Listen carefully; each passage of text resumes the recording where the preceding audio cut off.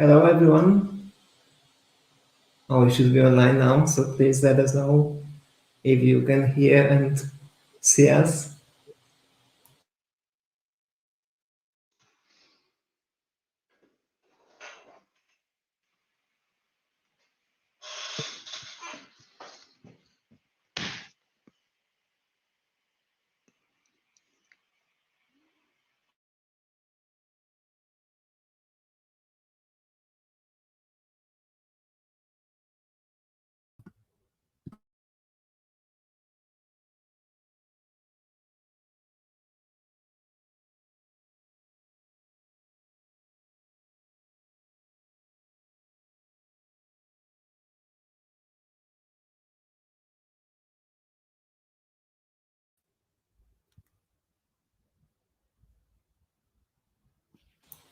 Okay, it looks like everything works fine. So I think we can start. So hello everyone at Silesia JBank 63. Today we welcome Roberto Cortez, who will talk about the Java libraries you should probably know. So before we actually start, I would like to invite you as usual for our call for talks. So, well, basically we are waiting for you, for your talks.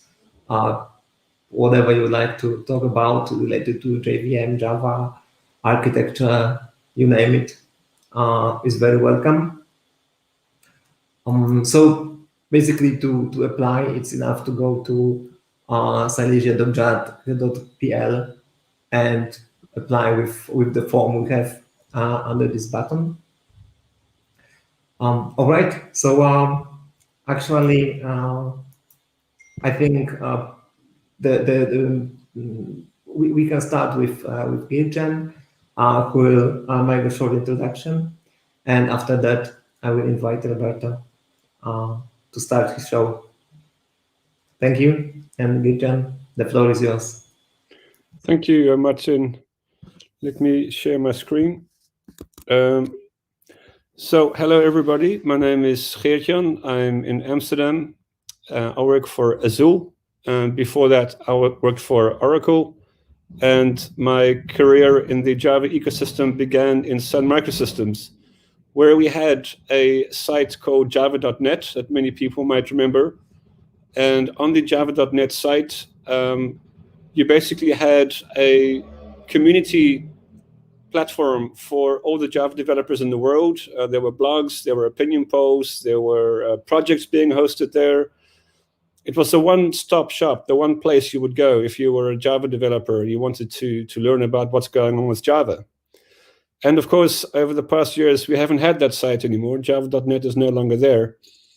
And what's happened over the past year is a new site has been developed called Fujiio, Fujiio.io. And Fujiio stands for Friends of OpenJDK. So this is not a site for people who are developing the OpenJDK. That's what we have openjdk.java.net for, but this is for people who are using Java in some way. And so the name Fujiio, and you can see the F here is friends, and the O is of, and the second O is open, and then the J is for JDK. Giljan, sorry for interrupting, but you are not showing your screen, so I'm not sure if this is intended. I'm sorry? I just said that you are not showing your screen. Oh. So I think you would like to do it. Am I showing my screen now? Yes, you are. Thank you. Okay. So what I was talking about was this site, Fujiio.io. So Fujiio.io is a site that has been created over the past year, and it is very comparable to what was going on with Java.net. And you can see here, as I was explaining, the name Fujiio comes from Friends of OpenJDK. And if you are developing with Java, if you are using Java to develop applications in any way, then you are by definition a friend of the OpenJDK. And what does this site provide? it provides an overview of the update details. So, of course, every quarter there is a new update to the major Java releases. But do you know what is in those updates? So, for example, in April 2020, there was an update to Java 8, just like there was an update just this month. And you can see that on the page, there is a long list of all the issues that are fixed in that update for that release, which you can't find anywhere else. Where do you go to find what has been fixed? And when you look through that whole long list, you might find some items in here that you find interesting, or you could look at it from the point of view of the components. So here's a component view. You might be interested in security, and here are all the security fixes in April. So those that you like, you can vote on. When you click on the star, you will find that the most popular items appear on the highlights page.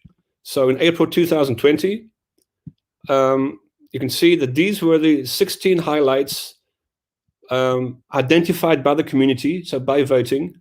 And for those ones, we provide commentaries. So you can see here, integrate Marlin renderer per JEP 265 was the title of this fix.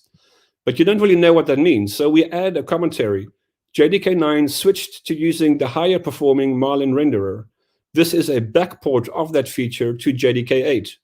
So this is a backport to JDK 8 of a enhancement in Java 9. So that's why a lot of people like this particular fix. It's an interesting enhancement to Java 8. And if you want to use this in Java 8, you would need to use the update from April 2020 or later. So this kind of information, where else can you find this? Another example is in the same way as there are now multiple different releases of Java, there are also multiple different OpenJDK distributions. So there isn't one single Java anymore. Oracle isn't necessarily the place where you will go to find Java. You can go to Red Hat, you can go to Amazon. So there's a whole long list here of the different OpenJDK distributions. So this gives you a perspective on the OpenJDK distributions. And where does it come from? From Mark Hoffman, from JavaAlmanac.io. So he has a site, a very nice site, but you would have to know that it is here, which provides information for each release. So we are giving Mark a platform to promote his content. In the same way, Chris Newland, another Java champion, has great content on Chris Who Codes. Now, he's a really performance-oriented Java engineer, and he has lots of lists of JVM switches. So what we've done is, on Fujiio, we have given him a place to put that content. So Fujiio is a platform where you can share reference materials. But not just that. Also, every day there is a new article. So there's a blog area called Fujiio Today. And you can either post new content here, completely new articles, or you can reuse articles from your existing blogs. So for example, this is a completely new article by a wonderful developer called Almas from University of Brighton. And he's the developer of the FXGL game engine on top of JavaFX. So if you want to do game development, he has started a series of articles about, in this case, creating a very simple Pong game. You know, here are the two bats, and here's the ball that's bouncing between them. And here is all the code. Starts with a Maven dependency, and then the whole code, not very much. It's a very nice, simple, usable JavaFX game engine. And he started a series on Fujiio because on Fujiio, he is the community manager for game development on Fujiio. And so if you're interested in a particular area of Java, you are very welcome to take over that area and own it on Fujiio. So a Java technology company that is focused on security is Sneak. And Brian Vermeer from Sneak is the community manager for all the content on Fujiio that has to deal with security. And so it's really a place for sharing your content, whether it is reference materials like the Java Almanac or the command line arguments, whether it is courses, you could share those courses here, whether it's articles or blogs, whether it's release notes.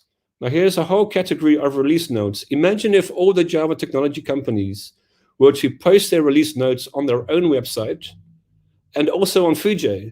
then you would find that while you are learning about Payara's releases, you will also learn about WebLogic's releases.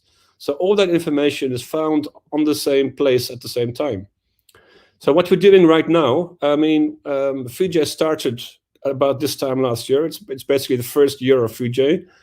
And here is a tour that we're doing. So we're visiting a lot of different JUGs. And we visited about 10 in March. We're doing about 10 in April. And so this is almost finished now. So just March and April, we're going around to tell people that this exists and to ask you to participate. You might be wondering, who are the companies or people behind Fujiio? Who makes it happen? Well, it's an initiative by Azul, and there is a board consisting of Datadog, DataStax, Hazelcast, JFrog, Payara, and Sneak. And you can see some very nice quotes here. For example, Simon Maple from Sneak. It's incredibly important for every ecosystem to have a core location for information to help grow the community and be an educational resource for all developers to use. Java has lacked this core space for many years. And so now we have it, and we need to make it a success together. My call to action to you is to join the mailing list. So here is the Fujiio mailing list, Fujiio.io. You can see within a year we have 2,000 followers, which is pretty good within 1 year. And if you follow Fujiio on Twitter, every day you will get a new tweet with a new article or a new tip or a new trick or an insight of some kind. So Fujiio.io is the Twitter handle to follow. And also, of course, there is a Slack channel. And on the Slack channel, every Monday morning, we discuss the content for that week. So there's so here we say, Monday we will publish this. Tuesday we will publish that. Wednesday, so we're publishing 2 articles per day this week. Sometimes we do 1 a day, sometimes we do 2 a day. And here we do our planning publicly in the public Slack channel. So it's really a platform that's ready to grow and to become the place for everyone to go. I'm really excited to be involved in this. I've been leading this now for a year. We have a stable starting point, but we have a lot of room for improvement and growth. So, for example, we're working on a new homepage design right now. So we're changing the homepage significantly. So this is what it might look like. And we're discussing this on the Slack channel. So there's a lot of space. Feel free to join in if you have a blog, if you want to get bigger exposure for your content. If you have ideas about sharing, if you're from a school or a university and you want to get students involved together and sharing knowledge, then this is the place where you can do that. That's it. That's Fujiio. Thank you, Martin, for giving the opportunity to introduce this to the Silesia JUG. Thank you. Thank you very much. All right. So, yeah, I think, Roberto, the stage is yours. Okay, wonderful. Yes. Yeah, thank you so much for the invitation to join us today.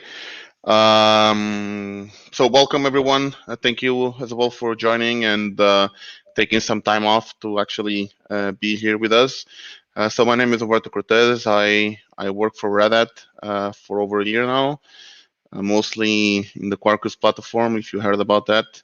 But it's not what I'm talking about today. If you want to learn about Quarkus, just go around and search. And if you want, I can give a session on Quarkus on the future. Anyway, what I have here for you today is something a little more introductory. And the reason why I came up with this session and the topic says, like, have you heard about those libraries before? Is that for some reason, every time I start a new project, I end up setting pretty much all the same dependencies or all the same particular libraries because I found them very useful. And one of the things that I realized is that not all of us in our communities know about them or even know about all these little nice features that they provide. So I mean, the JDK is great, right? We all of us love Java and the JVM ecosystem, but the JDK doesn't offer all the things that we can find. And I mean, one of the greatest strengths about Java is the entire ecosystem. So having all these libraries that I can use and find and reuse the code that they give us. So the idea is that I'll show you some of those libraries, and maybe you know about them, maybe you don't. Maybe you know some of those features, maybe you don't. So hopefully you learn something today. And if you enjoy them, maybe you can start using them in the projects. Okay, so I don't have any slides. I'm only going to show code. So it's going to be IDE and some live coding only. Since I'm going to be like full screen on my IDE, I'm not going to be looking into the chat. So please, Marcin, if you have any questions coming from the audience, please feel free to interrupt me and relay them back to me, and I'll happily answer them. Okay, so let's share.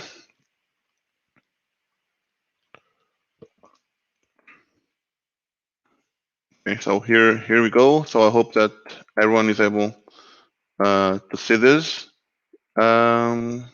Can you confirm that you can see my screen? Is the font okay? Yes, it's perfect. Okay, wonderful. So this project is also on GitHub. So I'll share the repo link a little bit later if you want to follow up and try it out on yourselves. So some of the first library that I want to talk to you is about Lombok. So maybe you heard about it, maybe you don't. But the idea with Lombok is, Lombok is what we call an annotation processor, and the idea with Lombok is it provides an API with a few annotations. Well, actually, they have a bunch of annotations, right? And then you can use them to annotate your code, and that's going to generate some bytecode for you. And it's going to pretty much reduce some of your boilerplate and have some shortcuts. So some people like it, some people don't. I usually like it a lot. So as you can see over here, I have this Pojo class, which is a book, and you can see usually when you have a Pojo, you end up having like getters, setters, like equals to string and hash code, right? Now with Lombok, you can just use these couple of annotations like data, add no article structure, or add accessor. So I'll show what that is right in a sec. But you can use some of these annotations to generate that boilerplate for you, right? So if you go and look into data, so you can see that it actually it works like as a meta data annotation, which adds pretty much other behaviors. So actually data can be replaced by a getter, setter, to string and equals and hash code, right? And the idea is, so this is a Pojo, this represents like some data piece. So I can annotate it with that, and it's going to generate that for me. So to see how that works, right? So now as you can see like that, I have here a test, and if I just going to run that, you'll see that I have a book over here. I'm creating a builder. So that builder actually is coming from, sorry, let me actually run this test, but I didn't show any output. I think it's because I'm on presentation mode and it's not running anything. Give me a sec. Run. Huh. This was working before. For some reason, this is not running my test. I wonder what that is.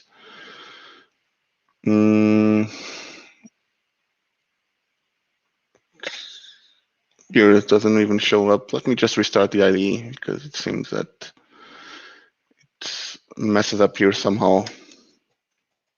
Sorry about that.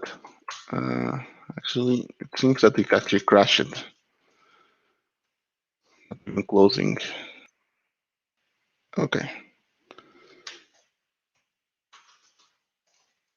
Let's see if that's a little bit better now.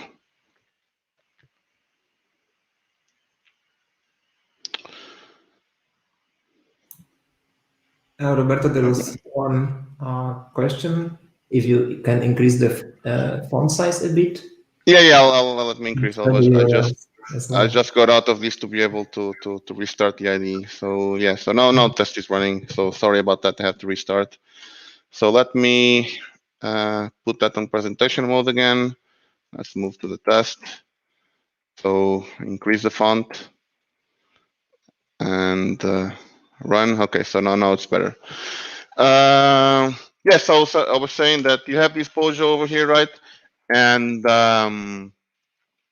well, I have here a constructor, and I put this annotation builder. So now you see that I can instantiate my book by just saying like book dot builder, right? And then I can just append each property from that particular object. And as you can see, I'm even able to, once I have that book, I'm able to call like all the getters, right? Even though I don't have them in the code, you don't see them over here, right? But they are there. Setters as well. So everything that the data annotation gives to me. Now, these might seem a little bit magic, and actually it is. So even though this is generating some things under the covers for you, the IDEs need to cope with that. So usually you're required to install the Lombok plugin on the IDE. So I have that for me to be able to have autocomplete for all of these things. Now, for instance, if you like to see how it will look like without that annotation, you can always come here to the refactor and you say dlombok and say you want to dlombok the data.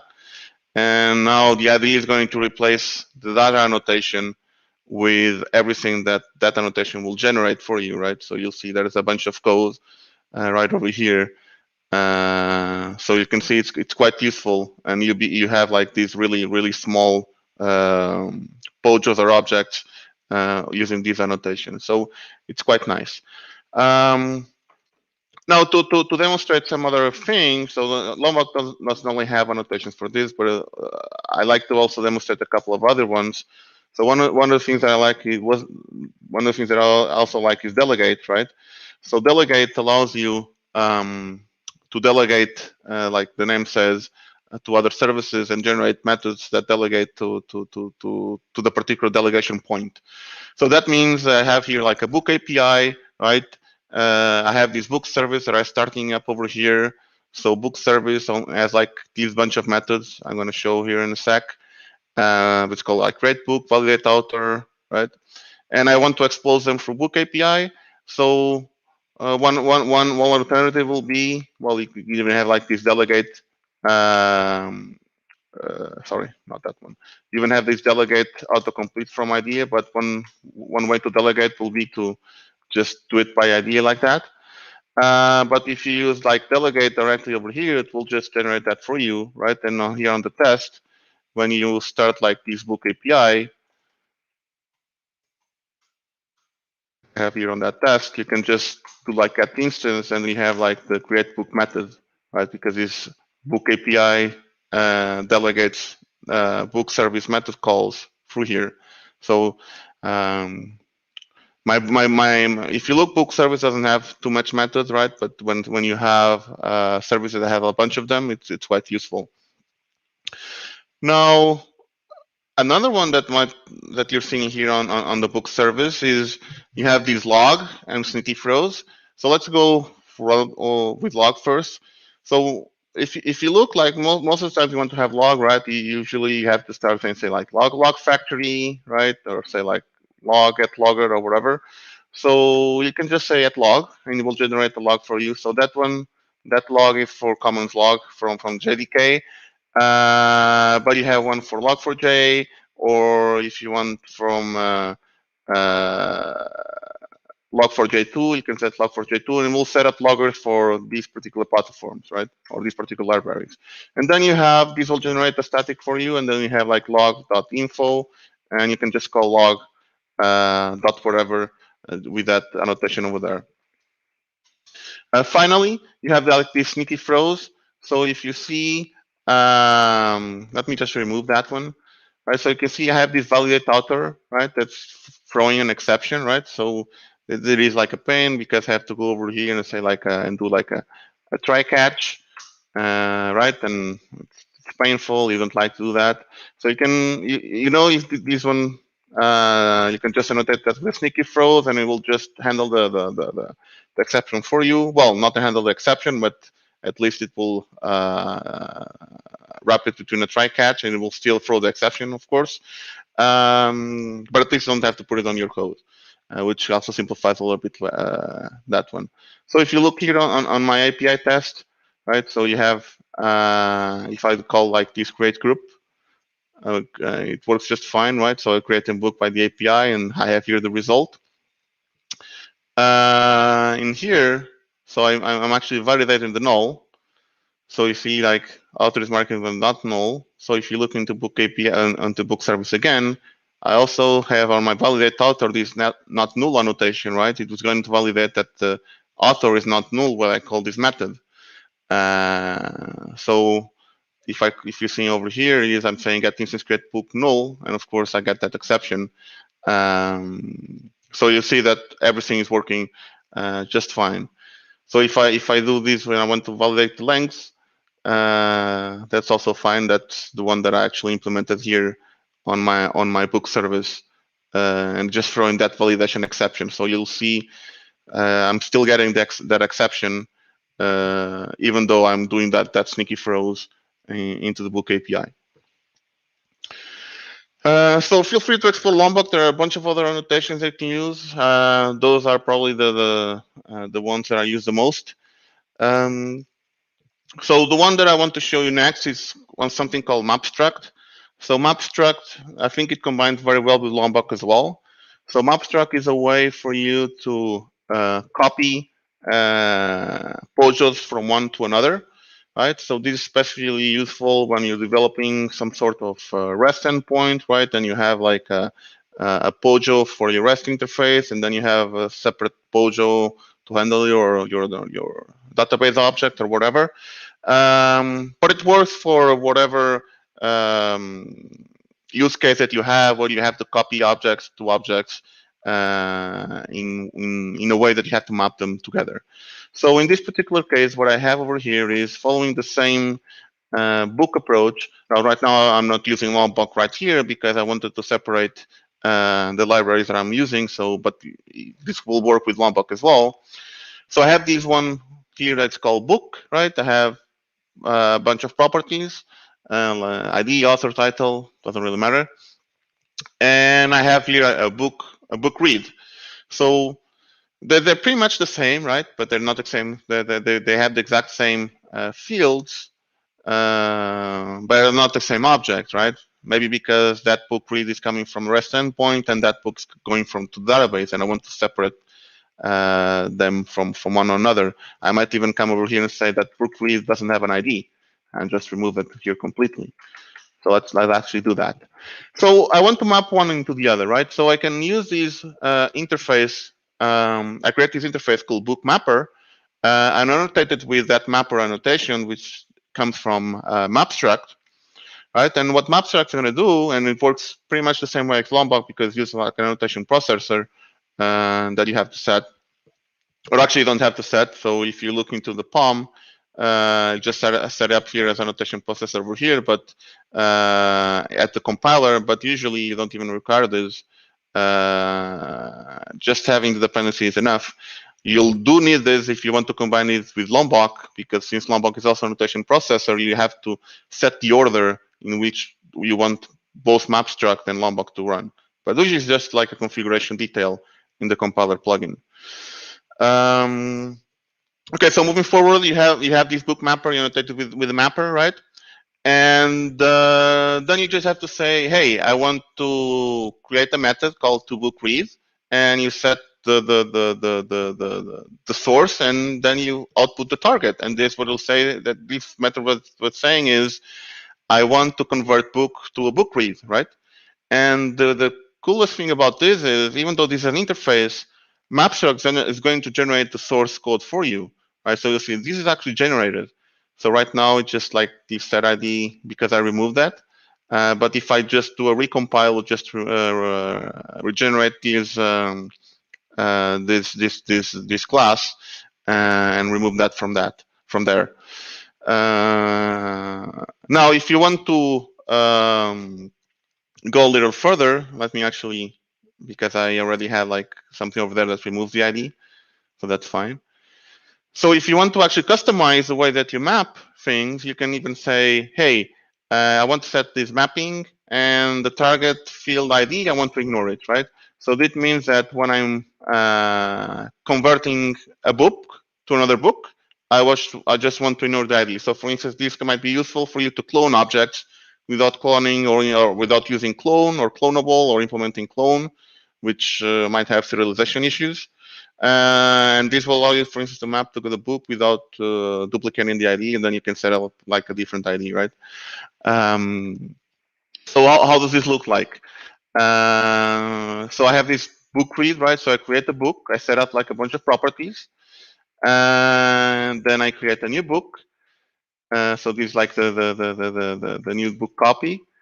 And now I'm going to say, hey, I want to copy the book source to the book target, and of course it's going to give me a new instance of the book, but without the ID. So if I run this one over here, let's see. So let me do a couple of prints so you can actually see what's happening. So let me actually put a print over here for book. That's okay. So I have this book copy, doesn't have anything. I just set it up like ID 2L, right? Let me run that one again. And actually, let me do another print here for book copy, just so you can see. All right, so I have here my book one, which has like an author myself, has like a title. Then I create a book, which I set I need to 2, and then you get all the other properties from the book one, which I just get when I call the toBook method from the mapper. No, the other one is just pretty much the same, but it's just mapping to a different object, right? So in this particular case, I'm just saying, hey, to book read, and instead of getting a book instance, I'm getting a book read instance. So if I do run, this works pretty much the same. And if I output this, you'll see you get the exact same property from there. Oh, oops, sorry, this one actually, the book read doesn't have a string. So if I had Lombok, I could just go there and add the string, but right now I'm just gonna generate one from the IDE. And the idea that how Mapstruct does is it tries to match the property name. But if you're not able to match the property name, you can just again go on the mapping and say, what's the source property, what's the target property, and it will try to match them together. And you can even do conversions between strings, long strings, whatever. So there's a bunch to explore over here. So that's quite nice. So one of the reasons why I really enjoy Mapstruct is because it generates the code, it's not reflection based, right? So you can even come over here and on your BookMapper and create your own default interface and add your own mapping methods. So because it's not reflection based, it's like super fast. It's just Java code, and if you compare it to other libraries that do that copy objects to objects, which are usually reflection based, Mapstruct just demolish them at the performance level because it's just Java code. So that's Mapstruct. So probably the next one, and I'll probably a little bit biased with this one because I work on this as well. So this is MicroProfile config and small right config. So even though this is coming from MicroProfile, which is like a platform for microservices, you can run this particular standalone, which is quite nice. And the idea with the configuration is, so in most cases or in most of your applications, right? So let me actually show here, this one over here, is you require some sort of configuration, right? You want to configure how your application behaves. Maybe you want to change the language of your application. Maybe you want to set up the pagination level of what you're going to do, what you're going to display. It doesn't really matter, or to change the server host or the port. So there's pretty much all applications require some sort of configuration. And so MicroProfile is the API, small right config is implementation, allows you to set up configuration in a very easy way. So in this particular case, what you have is, let me increase the font here again. You have this config instance or this API, which is config provider, right? So you can say like config provider, dot get config, and this will give you a config instance which represents the config of your application. Sorry, got the wrong pass. Now from here you have the API where you can say config get value, and configuration may be represented by a property. So property may be like server.host.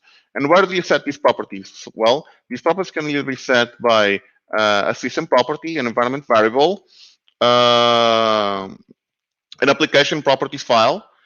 So these are the ones that are coming out of the box. But you can even set your own config sources. So you can set it in a way that you can go and read the configuration from a database, the REST endpoint, whatever you want. And then they'll get order by an ordinal. And as you can probably guess, what happens is when you request, for instance, like server.host, it will search the first source in order. And if it doesn't find one, it will just fall back to the other one, the other one, and the other one until it goes for the entire stack of sources that you have.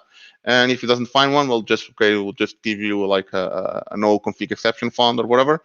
Or if it finds one, it will of course give you the result. So in this particular case, what I can see, I have these MicroProfile Configuration properties. I have the server.host set up over here. So I say localhost. So when I say config at value server.host, I'll get, of course, localhost. But now notice over here that I have MicroProfile Configuration properties, and I have these weird expressions. This is actually using a property expression, so you can actually say use like this dollar to replace with a different value. So you say like dollar port 8080. So in this particular case, what I'm saying is that I want server.port to actually take the value of the property port. And if property port doesn't exist, just use a default of 8080. So that's what the column means. But now I'm actually setting port as a system property over here in my test. So that means that when I run this one, and of course this is going to pass. So let me just do like also a print over here. So config get value server dot port. I can even do it like a string. So yes, I get the 1990 because that's the one that I have set it up over here. So if I comment this one and I run this again, so now, well, now the test failed because I have the test set over here. So I'll just comment that one. So now I get 8080, right? Because that's the one that I set it up over there as a default. And if I just remove that one completely, then I get an exception. Okay, no such element found, so property server found is required, but I was not able to find it. So it's like a cool way to set up configurations and override them in multiple ways. So, but one of the things that I also enjoy about this is instead of having that, as you've seen over here, as you've seen over here in my test, when you call get value, you can set up a Java type, and that means that it will automatically convert your configuration to that particular type if the conversion is present. So the config implementation already gives you a bunch of converters out of the box, and you can also create your own. But if you want to have a more POJO style approach, instead of using that programmatic API, you could just set it up like that. So you can set this interface, and you can say like server, host, port, right? And you can see like there's a bunch of other things like in this structure. And what's going to happen is, and you can see, is the configuration is going to try to map this POJO, but it's not actually POJO, an interface, just generate the POJO under the covers for you by using the property names as the method names for your interface, right? So that means that, for instance, host is going to be mapped with the prefix server.host, server.port, server.timeout, server.threads, right? And it even supports maps and optionals and additional groupings with additional interfaces over here. So if you look into the configuration, it looks something like this, right? So you have like server, host, port, timeout, IO threads, right? And now I have server, which is a form, which is like a subdomain, or a sub namespace, and you have like server SSL, which is like another sub namespace. That's why I have like here like server, and then I have an SSL over here. Then I can just say like, so SSL section is optional. So it will map like server.ssl.port. So that's what you see here on server.ssl.port. And then you can just say config provider. So this is actually coming from smaller config. Then you can just say like config.that-config mapping. You get the server class, and you get the completely. So if I run this, you'll see that all the properties. So actually no, because I let me set this up again. But you see that that particular object has all those properties coming from that configuration file. So you don't have to programmatically call that like I was doing here, and that's quite useful. So that's another way to actually map your configurations. Are we okay? Do we have any questions from the audience, or shall I proceed? Not just for config, but for what we're seeing right now for Mapstruct and Lombok. No questions on the chat, so I think we can proceed. Okay. Wonderful. So the next one I'm going to show it's common. So probably you heard about the Apache Commons project. So there are a bunch of libraries that have a bunch of useful things that you may want to use. So the ones that I probably use the most is string utils, right? So there are a bunch of utility methods for string in the OpenJDK, but they don't cover the entire things that are required for strings, right? So one of the examples that I usually like to give is the null pointer that you get, right? So you want to test if a string is null or if it's empty. So yes, you can do it in a bunch of ways. If you use the JDK option, you can call this blank, but this doesn't really work if the string is null. So you'll always get the null pointer exception. But with string utils, you can just say, yeah, string utils dot is blank, and of course because you inverted and you're not calling the method directly on the string that you want to test. So of course this is not going to generate a null pointer exception, and you can just set the string over here, and then you'll find, right? So if you run this really small piece of code, of course this passes, but you don't want to do that one, because that will fail.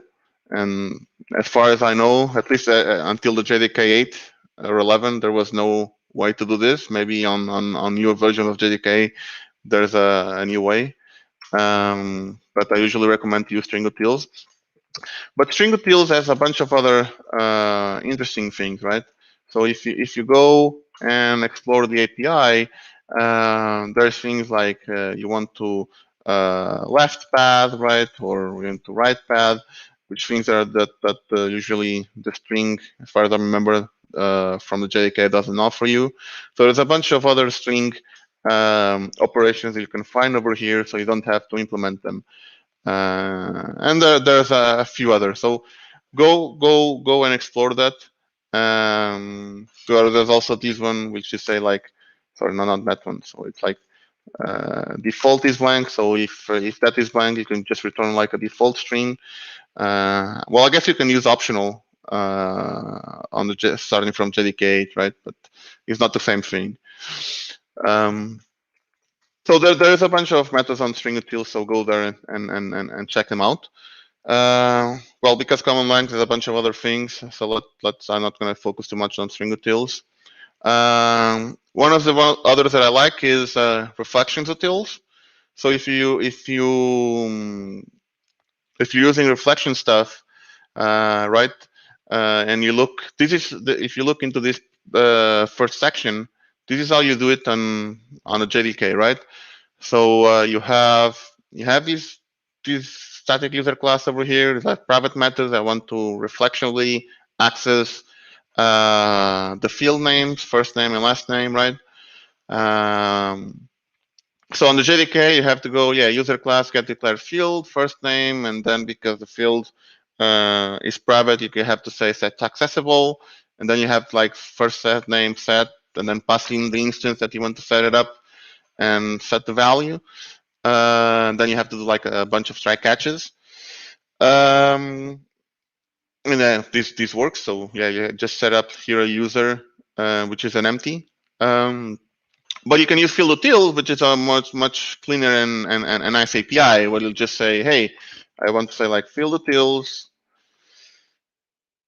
So like you see it over there, right? And right field, and then you can say, here is my object that I want to use, and this is the field that I want to write. So you can be like first name, last name. This is the value I want to pass in, and you can see the meta signature, and then I want to force the access if the field is private, right? And you still have to do like a try catch, but at least you just do like a one-liner. So field util is not only about like right field, right? So there is a bunch of other utility methods that you have over here, right? So you can say like get all fields, or you want to, or if you want to get just the value of a particular field which is private and there is no access for it, yes, you have like a get field method as well. So these reflection utils pretty much offers a way for you to handle reflection-based API with more with some more shortcuts instead of having to do the entire JDK API, which is a little bit nicer. So you have similar things for class path, for classes, for methods as well. So you have like a class builds, which allow you to search for short names, right? Package names, right? So there's a bunch of things that you want to use. So a couple of other things to show. So there is this lazy initializer that I enjoy. So this actually allows you to lazy initialize an object, and it handles all the synchronization stuff for you, so you don't have to worry about that. The way that this works is, let's just say that you have like a really expensive object that you don't want to initialize when you call a new one. So in this particular case, when I run this lazy one, right? If you call the new expensive object, if you look into that, you see that the constructor actually has like a sleep method in it. So that's why my test is taking too much time because of this new over here. But if I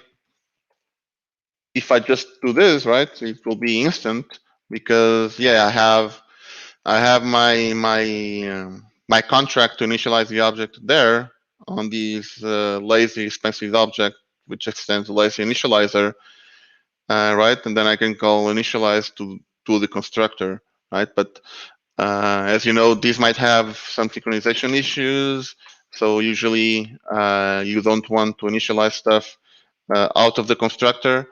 That's why when you look into the lazy initializer implementation, you see there's a bunch of synchronization happening over here. So it handles all of that for you. So there is like a safe way to handle lazy classes or lazy instances of classes without you having to worry about that. So that's a pretty cool one to use. Probably taking too much on the common side, so I'm going to show you a couple of more. So one is the collection stuff that they have. So you have this concept of bag. So a bag is quite nice. A bag is able to get duplicates and also to count the number of duplicates that you have inside, right? So let's just say you have this unique bag of strings, and I have this name called Naruto twice, and then I have this Uzumaki, which is like 3. So now I can say, so my bag size is actually 5, and then I can count the number of instances of Naruto or Uzumaki. So of course you get 2 and 3. But if I want to get uniques out of it, I can say, hey, I want a unique set of these, and of course I get just 1 of each instance of both Naruto and Uzumaki, which is quite nice. But I think the favorite one that I like is this bidirectional map, right? So there are these situations where we sometimes have a key or have a value, and of course the key represents how we want to retrieve that value. But sometimes, hey, we have the value and we want to get the key that represents its value. And of course, it's easy to get the value from the key, but getting the key from the value using the regular map or HashMap interface are not. I mean, it's possible, but not that easy.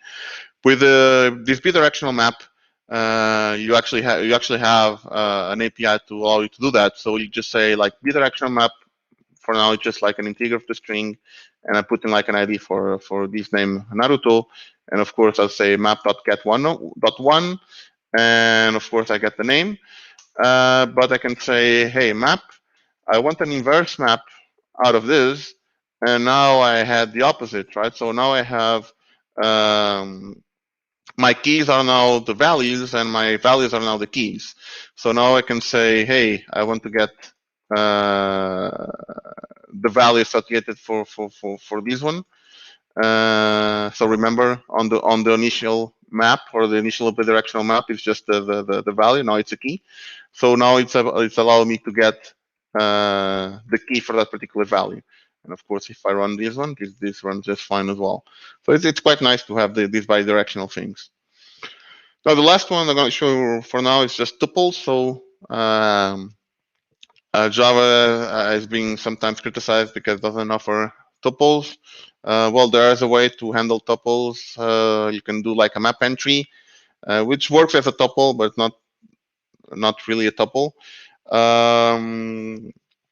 You can also use like point from AWT or swing if you have that available, but probably you don't. So you have pair and you have triple from common slang that's coming from there. So you have like you can just use tuples or triples directly from that API. I believe they're actually discussing to adding tuples on JDK on one JEP, but I'm not completely sure what's the current state of that.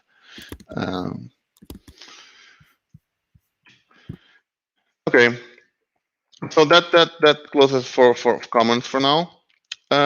So let me see what's going to talk to you now. So I think I'm going with JBank now. So JBank is probably the last one that I introduced over here.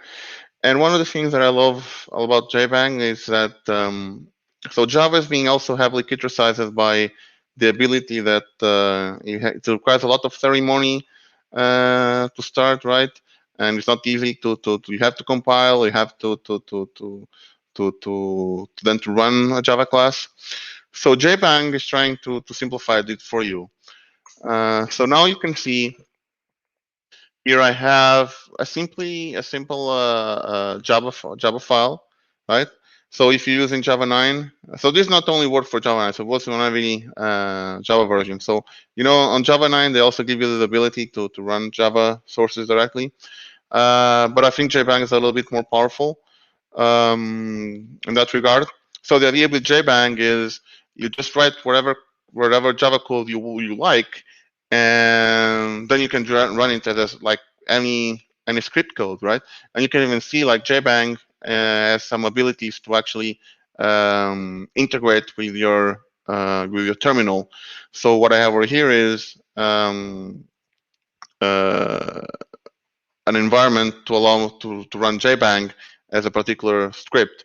Now, the magic out of this is you still require, so let me move. Actually, you can probably use the Delegate terminal if I'm able. I don't think I'm able to run it from here, but let me go to this terminal and let me increase the font a little bit.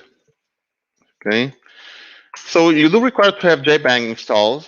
So yes, you may say that yes, it is one additional thing that you have to install, but the cool thing about JBank is you don't really have to install the JDK because JBank will handle all of that for you under the covers. So if you want to run Java from from an environment doesn't have a JDK, just install JBank, and JBank will handle that for you. So of course now you have a JBank binary that you run, and in this particular case, I'm just gonna do JBank hello Java, and it will run my Java source over there saying hello world. Well, that's a very simple one. As you can see, I had some parameters of this. I can say hello Fujiio, and well, I have here hello Fujiio, and I can even run this as like a simple script, right? So I can basically I'm what I'm doing over there is just I'm faking being on the hello.java, and if I run like that, you have the exact same behavior. So JBank will just interpret that comment line that I have over here on the top of the class, and then it will run. This will run it as a script, and then JBank will run the rest for you. So it will run that thing as any other, as we were compiling and then running Java and setting up the class path and wherever. So I didn't want to overcomplicate things over here and set like a very huge example. So probably you might be saying, well, yeah, this might work for very simple cases, right? But it's not actually true. So I'm just going to show you here a project that I wrote just using JBank. So if you even want to require dependencies, so you don't really require a build tool. So you don't require Ant, you don't require Maven, you don't require Gradle, you don't require any of that. So for instance, if you want to add dependencies, you can just set them up like that as a comment. So hey, I want to add a dependency for Commons IO. I can just add it like that. And then I can just use it in my project. What's happened is when JBank runs, it will just set up everything for you, and you don't have to worry about that. So in this particular case, I just created a command line application using this library called Picocly. Not sure if you know, but doesn't really matter. It's just a library to do that. And this what it's doing over here is just backporting. It's just like a terminal command line or a command line to backport GitHub issues to or GitHub pull requests to other branches in my project.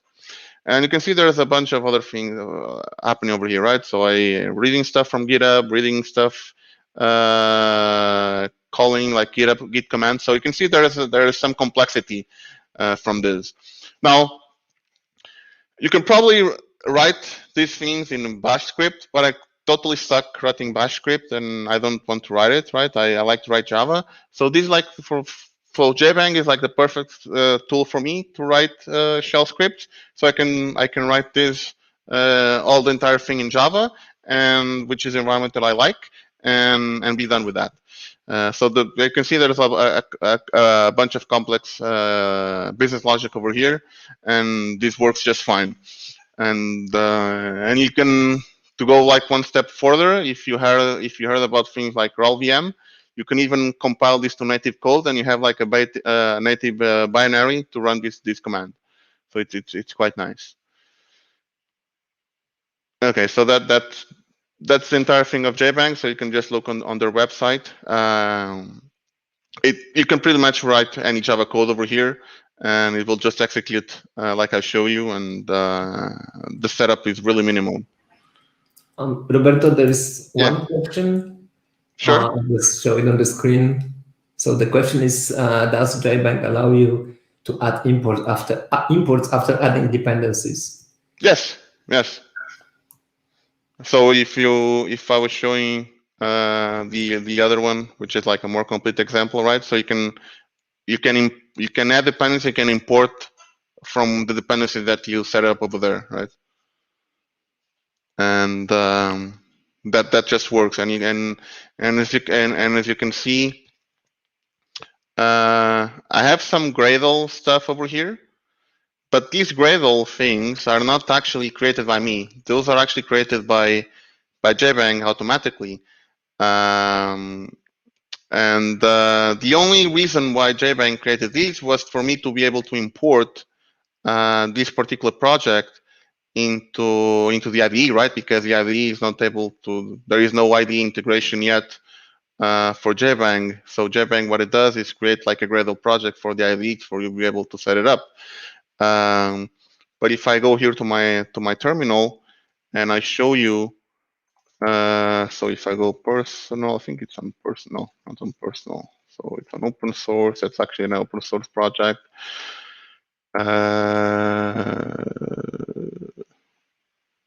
Sorry. So that's projects, backport action. Can't remember what I set this up. Maybe it's on personal.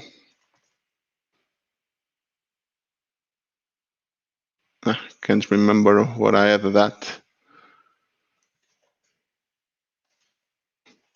I was just wanted to show you the. Let me see if I have it over here on GitHub Actions. Okay, yeah, it's on.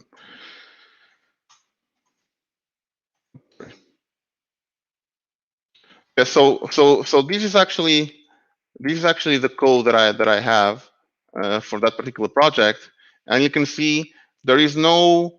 So sorry, that's not the action. Well, yeah, it is. Yeah, sorry.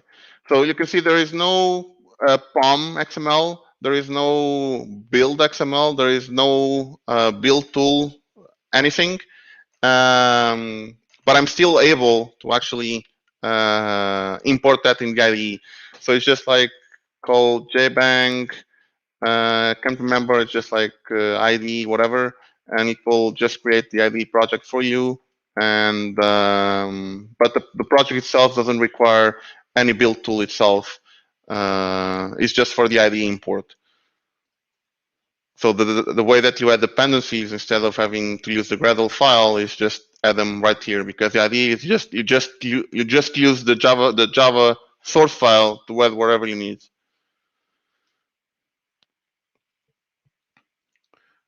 Okay, so I hope that cleared the question. How much time do we have left? Actually, it depends on you, I think. And our audience.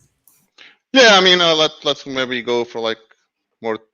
So we started like what, like 4:30. Let's go maybe like 10, 15 minutes more. Roberto, I think there is a continuation for the question. Oh yeah, sure. Yeah, it's like, where do you import the dependencies then? Is there a master file for all dependencies? No, so you have to import the dependencies. So because you're going to require them to run your Java source file, right? Because they are required on the class path, and dependencies are for JBank to read them and to generate the class path for you. So when you run the code, you just say JBank and put the source file, right? And then it will generate the class path for you and actually call the Java main with the right class path with all dependencies over there, right? If you want to do that manually, you will have to do Java -cp, put the file location for the jar files that you are including, right? So that's a pain. So what JBank does is just handles that under the covers for you, like Maven or Gradle does. But it's just, instead of using the POM file or the Gradle build, it's just have some comments on your Java source file. Now, JBank is not like a build tool, right? It's just a way for you to run Java code with minimum setup, right? So if you still want to build like a big project and set up and set up like generate like jar files and war files or whatever, you're still going to require things like Gradle or Maven. So JBank for me, it's like a perfect way to run small snippets or Java code without having for me to set up like a big project or a Maven project or a Gradle project. Or if I want to create these scripting things that you will do with batch script, I could just do it in Java very easily. without me having to actually write bash script. So I hope that clears that up. Sure, I think so. Okay, so a few more. So one of the other ones that I like is it's Faker. So Faker is a library that allows you to fake data. So they have these dictionary with a bunch of data that you can use, and this is very useful for testing, right? Especially if you want to. Well, I need to generate some testing data, and I have to invent it myself. So you can go and use Faker. So remember when we were talking about books earlier? So yeah, if I want books, I can just go here to Faker and say, hey, Faker, give me some books. And actually, Faker has like a dictionary of books. So actually here, their book doesn't implement toString, which is unfortunate. But let's consume this in a proper way, and let's just say out book author. Right, so now, so I have like some of these book authors, and let's say like book, it's probably not name, but title. Okay. And so let's do it like that, book author. So now you have like a bunch of, so probably not like the best way. Let's put it like separate over there. Now you have like a bunch of book titles and book authors. I'm not sure if any of you in the audience ever read any of these books. I'm trying to look if I know any of that, but I don't think I don't know any of these books. So if you run that again, you get like a different set of books. Oh, I think I know this one actually. So it's quite cool. Now in here I'm actually generating as a stream, but you can see if you look into their API, so you have this API called Faker, and then there is a bunch of things you can say, right? So if you want things like related with food, you can get them, or from Game of Thrones, you can get. So if you go to Game of Thrones, let's see what you get. You can get characters from Game of Thrones, or a house, or a quote. So it's quite interesting. So if you like superheroes, there is also one for superheroes. So if you run that one, so you get like, these actually generate superhero names. And if you like Dragon Ball, that's one of my favorite things. So you get like Dragon Ball characters. But again, some Faker dictionaries are just like very unidimensional. But some things I like actually give you like proper things. Like if you look into address, then you'll see they have like a street name, a street address name, right? So we have like multiple parameters or multiple fields that you can get data from. I think you also have like these the really popular logarithm, right? So you can say that how much numbers that you want from lorem. So I mean, there's a bunch of stuff you can use over here, and I think it's pretty useful when you're running tests and you want to generate some data from tests. So that's Faker. So keeping on the testing thing, one of the ones that I like the most is test containers as well. So if you haven't heard about test containers, so test containers actually allows you to run Docker containers side to side with your test, meaning that let's just say that you require the database to run your test. You can run whatever database you want with Docker, set it up, and then it will just auto-destroy the database in the end of the test. So, of course, the idea is that you're not going to be using test containers for when you're writing unit test, right? Because that does take a while to run test container tests, because it has to set up all the Docker stuff, and starting up a database might not be the quickest thing in the world. But it's really useful for integration test, right? And you might, in this case of a test, you might want to use like things like H2 for in-memory testing, but these in-memory database, sometimes they don't have the same behavior, so it's quite useful if you're able to run in the real thing. So in this particular case, test containers provides a JUnit 5 extension, so you just have to annotate your test with test containers, and then if you want to set up a container to run with your test, you could just say add the container annotation to a container type that they provide in their API. So now they do provide like a bunch of already set up containers for you. So like this Postgres container, and then of course they have like if you go over here in that API, so the idea is that they provide these static or these type-safe APIs for some of the most used container images. But if you want to run your own image, right, you can set up these generic container, right, and then you can just call the exact Docker image name as you have on your own Docker image registry, and we'll set up that up for you. So now what I'm doing over here is, of course, I create this Postgres container.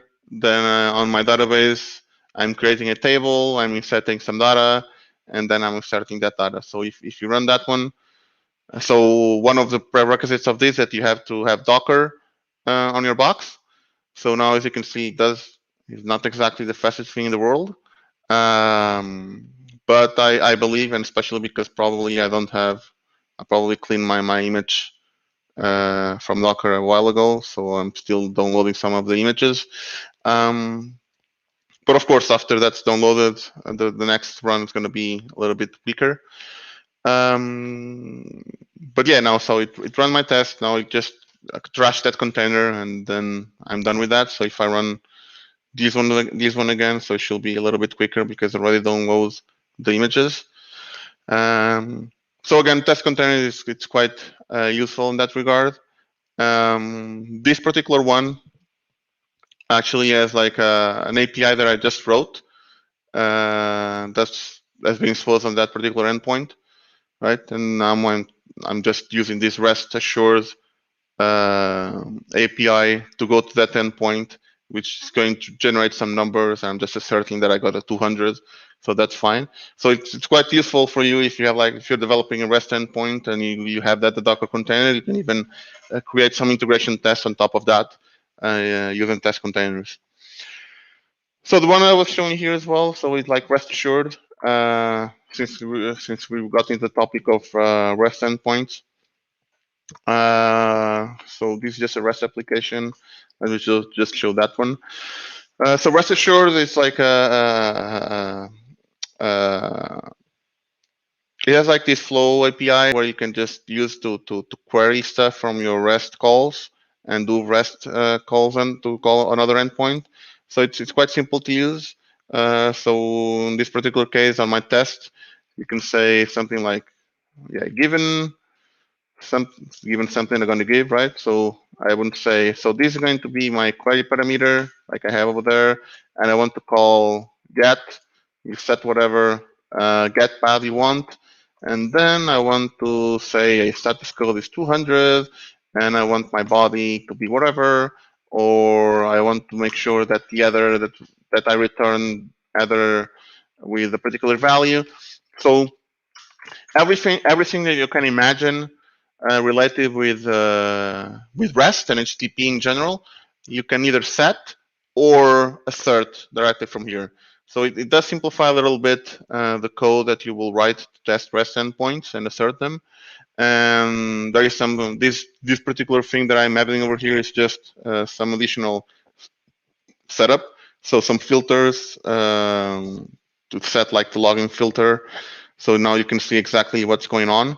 And you say, I'm doing this get request methods for this URI.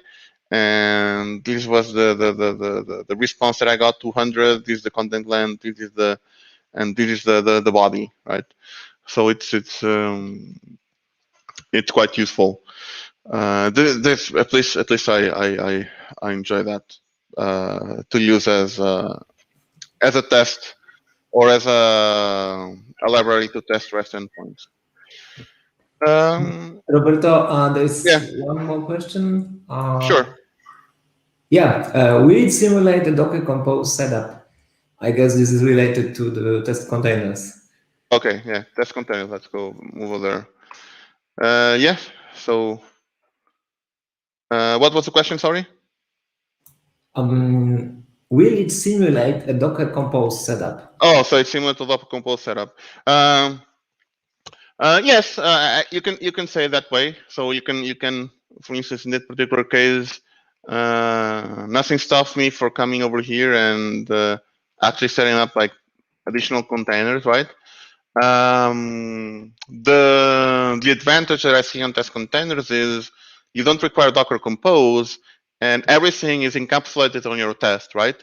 So if you're using Docker Compose yourself, you have to manage the lifecycle of Docker Compose with your test, right? While if you're using test containers will handle the lifecycle of the test for you, meaning that it will start the containers when they have to start, and they will trash the containers when they have to trash, and they're not going to leak from test to test, right? So these will be contained on each test class, which is quite nice. That's why I prefer to use test containers over a simple Docker Compose file. Well, Docker Compose, you can use it for other stuff, right? But for testing, I think that test containers is the way to go. Well, I think that pretty much covers. Since I think I already went a little bit out of time. I think that lets me stop sharing now and show my pretty face, or not. Well, I think that pretty much covers what I want to show you today. The idea was to demonstrate some of these libraries that I think that they are a must to every project. One of the things that you might notice is that I try to put like as standalones, right? Meaning that maybe if you're using frameworks like Spring or Quarkus, some of them they're already going to provide these. But the cool thing about these libraries is that they work completely standalone. So even if you're not using a framework like Spring Boot or Quarkus or Micronaut, you can still use them on the project, right? And even if you're using any of these frameworks, you can use them as is, additional to these frameworks, right? Unless there is some weird integration issue between those frameworks or these libraries, but I don't think that's the case. So from my experience, you're able to use these libraries directly with these frameworks, right? So I think that's pretty much what I wanted to show you today. I hope that you enjoyed the presentation. I hope that at least some of you learned a new thing today. And if you did, that pretty much made my time worthwhile, and yours as well. So thank you so much for having me here, and I really enjoyed my presentation and being here with you today. So if you have any further questions, I'll be happy to take them now, or you please feel free to reach me over Twitter or email or whatever, and I'll be happy to follow up later as well. Perfect. Thank you very much, Roberto, for joining us. The presentation was really great in my opinion. Yeah, and thank you all for participating.